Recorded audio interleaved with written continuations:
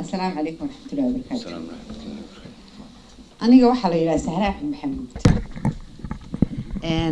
Waxaan ku dhashay magaalada Hargeysa 19 Mooji. Bahasha la qariyaayade la isma sheegay. Horta waxaan aad iyo aad ugu faraxsanahay inay ifraax soo casuunto.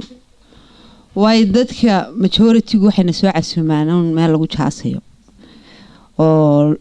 iyadoo de loo baahan yahay in la farxo haddana marmarka qaar bay yara fiican tahay in la isweydiiyo oo gabadhan maxaa horta halgan loogu bixi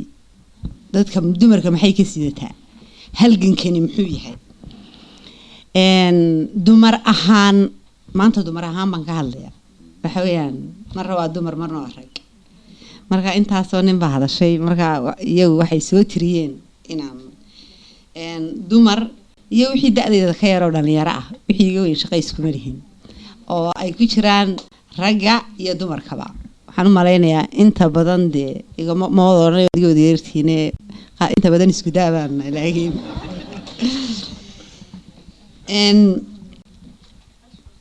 waxa weeyaan horta markaad dumar tahay waxa ku taala hawl aad iyo aad iyo aad iyo aad u badan waxaanad moodaa marka wuxuu yidhi waxaan jecelahay inay dumarku meelo badan ka muuqdaan u fiirsada dumarka meelaha ka muuqda inta badan nin ma laha bal hadda tiraa lagu garanayaa naag nin lih kuma jirto waayo hadday nin leedahay waxa lagu odhanayaa wariyee naagta hadda naga qabsadee reerkii bay hortaagan tahay eeg waa reality-ga markaynu reality-ga sheegno markaa waxa fiican markaad wax samaynayso inaad u samayso maaha nin jeclaysi inaad u samayso maaha reehebel inaad u samayso maaha aad wax ku heshid waa haddii ay muwaadinimada iyo Soomaalilaannimada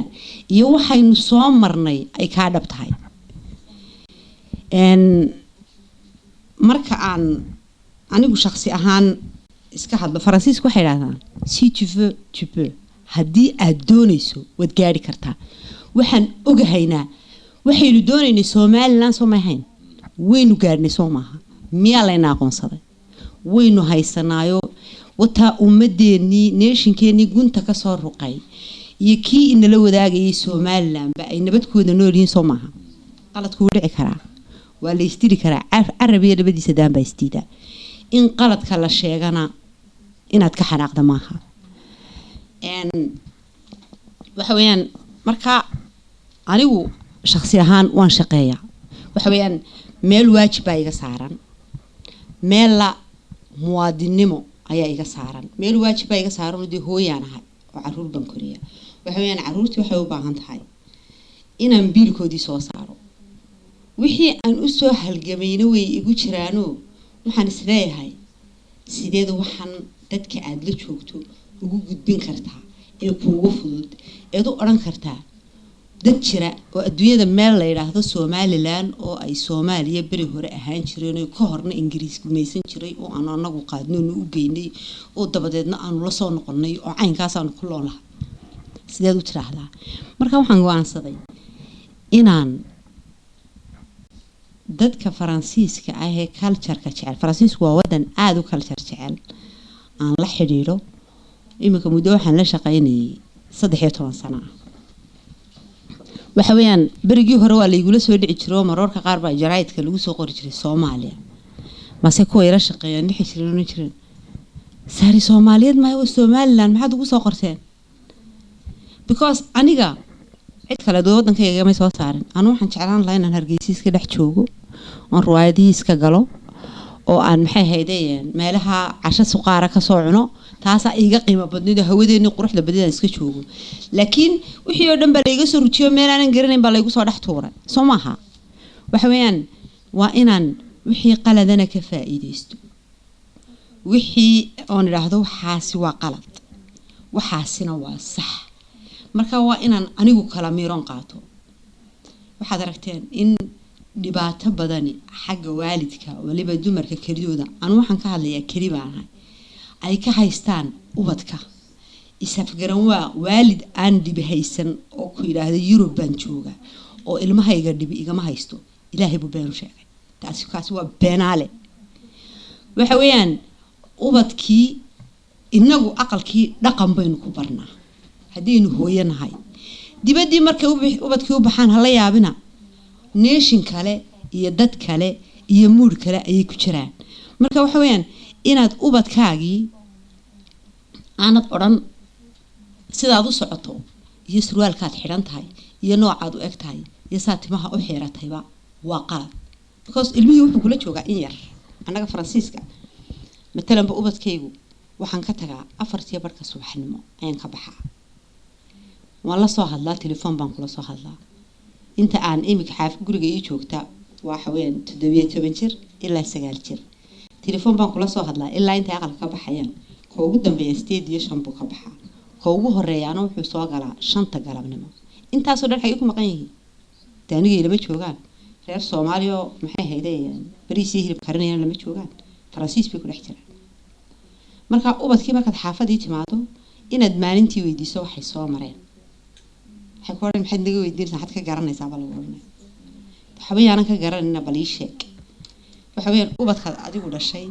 ayaa doonayay in adiga dib ku saxaan kuna maqlaynin horta waa mid subxaanallah ilaahay naga badbaadiyo waxay nagu jirno waxa weeyaan wax aad iyo aad u adag aan soo noqdo waan yara taraare raale haada tii dumarka waxa weeyaan dumarka Somaliland inay iyagu albaab walba garaacaan iyaga la rabaa inay la soo baxaan maaha inaad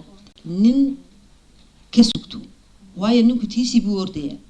marka waxa weeyaan ilaahay uu idin kala fadalay taasi been maaha laakiin haddana waxa weeyaan kartidii baa la isdheeriyahay hal lagu rido oo la yiraahdo nin bareerka u soo kacay adigu naga fadhiiso hal lagu yiraahdo yani ku niyad jabinin waa inaad ku dadaashaa waa inaad la soo baxdaa waxaan ogahay sidaynu Somaliland la soo noqonay Somaliland ragu kaliyaati uma soo halkan dumar baa soo halkan oo kamid aha oo dheeyay oo karinayay oo meydayay ma fahantay oo u goblamay oo asi u siday marka waxa weeyaan inaan anagu dumar ahaan la soo baxno inaad idinkuna yaro ogolaataan oo qurux badnaan lahayd midda kale waxa jira dimuqraadiyadda waxa la yiraahdaa way hawlo badan tahay waxa la inagu yidhi intaynu soo noqonay dimuqraadi baynu nahay iskuuladii ardaydu dhiganaysay maanta dad baan ku wada sheekaysanay waxa la oran jiray nin halkan fadhiya waxa la oran jiray wasaaradda tarbiyadda iyo tacliinta imika waxa la dhahaa wasaaradda tacliinta iskuulka bayska waxa laga soo dhisaa ubadka iskuulka laga soo dhisaa haddii aan ubadkii la barin oo loogu darin maxay haydayeen dimuqraadiyadan aynu haysano bal noocay tahay waxay tahay siday maxay hayday u socoto waxa weyn ummadii madaxa isla galaysayo nin waliba uu hadlaya marka in markaad hadasho haddii aan waxba lagu sheegin lagu qabsado maaha dadkeena maxay haydayeen waliba dumarkeena dibaduna waxa weeyaan inay iyaguna ka faa'iideystaan wadamada ay joogaan si ay fariinta ugu celiyaan wadankii oo ay ka ilaaliyaan maxay hayday markaad wadanka tagto inaad muraayad madowna xidhato gaari madowna ka haysato body to body na samayso nationkeenu way noo baahan yahay horta dad inaga wanaagsan oo inaga gobsanay ma jiro hadii Soomaaliland nahay dad isu qabsoomayno nahay waxa la qabyaalad baa jirta anu waxaan qabaa ra'yigayga sahar ahaan ra'yigayga yare daciifka ah ee dumarnimo hada aan idin ku daray inay qabyaaladu ka timaado xagga sare because hadii wadanka qabyaaladu jirto xaafad ma wareegteen kurka la iska wada jaray habeenkii marka ummadda isku dhex nooli wax qabyaalad la yiraahdo oo jira ma jiraan taa ku seexda horta ummadda Soomaaliland baan sheegaya laakiin nin kursi doonaya ayuun baa bahal madfaco aynaan garanayn inagu soo dhex tuurayo salona ninkiina hebel baa la taabtay marka waa inay dhalinyaradu idinku waxa tiin quruxdii beritoole waxa laga yaabaa waxa aan maanta leeyahay waxa laga yaabaa in 10 sano dambe oonan diifkaba joogin ay soo baxdo laakiin waxaan jecelahay inaa idinku rag iyo dumarba intaad halkan joogtaan ka faa'iideysataan horumarkan wadankeena markaa tagtaan aad ku dhex milantaan oo ummada dhex gashaan because waa la tahriibaya dhalintii yaryaray intaasoo nation reera dhan baa rugmaday oo intay dooyay soo raaceen dooyihii la haligmay waa hooya goblamaysa gabadh baa maxay ahaydeen nin waayaysa walaal baa la waayay aab baa la waayay marka ma aha unan xaga maxay ahaydeen ka sheekeeyada ciilka iyo carada haddana waxay ku fiican tahay markaynu wadankii tagno inaynu dadkeena dhex galo inaynu dhex fariisano inaynu tagno anu waxaan jecelahay suuqan de ka aqaano xaafadii aan ku dhashay gobanimo ayaan dhex tagay meesha daayada lagu iibsan iska dhex fariistaa islaamaha la sheekaystaan waraysta islaamu waxay ka cabanayaan waxay ku oranayaan edo waxaan ku dhigay cashuurta horta ma bixisa idee halgani horta waanu bixinaa cashuurta waxa lagu qabtaa saan ku dhigay waa la idinku qabtaa wadanka dhan baa lagu dhisaa mas waxay u yiraahdeen edo anagu waxaan aragnaa oo ku sheega dumar intay ka yimaadeen Yurubta baadiya dhiganayo dabadna TV-ga qaranka laga soo deeynayo really waxaan anu bixiyaa bay tiri $5 bay tiri in xashiishka la iga guro waxa weyn cid badan inama caawiso meel adduunka ugu colaada badan oo ku jirnaa waa run dawlad baynu haysanaa alxamdulillah waynu deganahay nabad baynu haysanaa wax yaro khilaaf ugu jira laakiin waxa weeyaan waxaan la soo saaray cashuurtan la qaaday ha u qaadan inay tahay cashuur xarunta xashiishka ugu xaariyo ciidan dhanba oo in ilaalinay ragaynu ku seexano ayaa mushaharkooda laga soo saaray halayna caawin haddana waxa aan gacantaada ku jirin waxba kuma aha waxa weeyaan waxaad ku xisaabsantaa wixii ummadaada ka soo baxa dadkeenu cashuurta bixiyaan dadkana hoos loo eego taa intaasan kaga baxay sahra halganahan wixii aan dib ugu noqon maayo waraysiyo badan baan website-da siiyay waraysiyo badan baa laga qaaday qofka waxa weeyaan waxa wax lagu tilmaami karaa ama la qabsan karaa markuu leeyahay war hebelow kursigaasan kugu haystay iiga kac waxaad oran kartaa dee hungura wada ilmaada reer waxaan ku codsanayaa aniga hunguri ma wado anu waxaan doonayaa Soomaaliland oo qurux badan shakhsi ahaan sahar halgan ahaan markaan iska hadlo waayo hadaanan doonaynin waxaan oran lahaa niyo waxay ugu sheegayaan baruna faraha ka qaado Soomaaliland iskeedo maalin walba 700 oo aan Soomaaliland ahayn ayaan baraayay si kuwa Soomaaliland maxay tii Soomaaliland waan uga sheekeeyaa waraaqan samaystay waxbaan samaystay kaliya baa samaystaa cidna ma iraahdo caawiya waayo waxaan ogahay waajib isaaran inay tahay Soomaaliland ahaan oo aan doonayo بريتولة إن هاد مركز ميل صوفر يستان إذنكو أدنوم هاد عرسان وتراهدان وحد ناصو قبتين وتكون هاد سنتين أنكم كدونين ودنك معها إن نوحريني إن نوحك نقنو ودنك واحد لوحري إن نبض كنا الأتان أي لوح ودا أجنو والنبض لجوا ذا نورادو بري إلا قلبت خلاص عانو تشوجا كبورة ما تشوجا كسيرع تشوجا كلو هي تشوجا يك عرجاب تشوجا إيه أنت أول حي سبا وينو أوض السمنة ودن كوا ودن كيني وحويان هدي أيضا إنه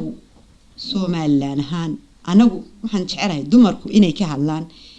إن دمر أهان ليراهدو ما أنت غير كدبان السلوكية وحا ودنك أي كسر نحجري لحين أما أمد اللي وداعي لحين إن قال الله فيديو لسوفريسيو ليراهدو هديو فاميلي قاعدن غير كانيشن قاعدن يكون دقري كوبوكسنيو إنه كرسي برلمان قاتو وحويان شلي واحد كده قال ميسي عديقو إناد سماي سماها وإناد أمد تستو إني ولالتني مدى يوناقا محي هيدين أينو كودن هاي سومالان aadna waxaan ugu faraxsanahay laba waxyaabood oo dawladda Soomaaliland imika soo kordhisay inay isku bedeshay gobolada waa wax qurux badan oo aan la oran gobolkan reer hebel baa iska leh oo ay barasaabadii gobolada bedeshay waxa weeyaan qaladkana waa inaad sheegto saxna waa inaad sheegto inuu madaxweyne Siiraayo ciidamadii darajo siiyay ilaahay baa darajada haya inuu darajadii siiyey waa wax aad u qurux badan waa wax lagu farxo dee maxay haydayeen haddii aad Sahra Halgan ahaan ii aragtaan inaan hadal idin dhibay waraysiyo aan bixiyey aad dhibsateen oon idin idhi ibni aadan baan ahay bashar baan ahay waan qaldami karaa waxaan leeyahay haddii wax idin dhibay oo aad u qaadateen inaan cid u jeedo waxaan idin leeyahay waan idinka raali gelinayaa laakiin mar walba waxaan ahay Sahra Halgan waxaanan jecelahay shalay markaan dheeyay dadka umaan dheeyin kani waa reehebel iyo kani waa reehebel waxaan u dheeyay waxay ahayd nation dhan oo haligmay sidii waxaan aynu ku jirno aynu uga bixi lahayn waxaan jecelahay halkii aan shalay idiin taagnaa markaan qalad sheego inaan la ii qaadan reehebel aan idiin taagnaado oo aanan noqon qof reehebela oo aan la oranin Sahri wallahi meel bay halkaa u yara gudayo cidaasay ku yara shidaysaa. Assalaamu calaykum.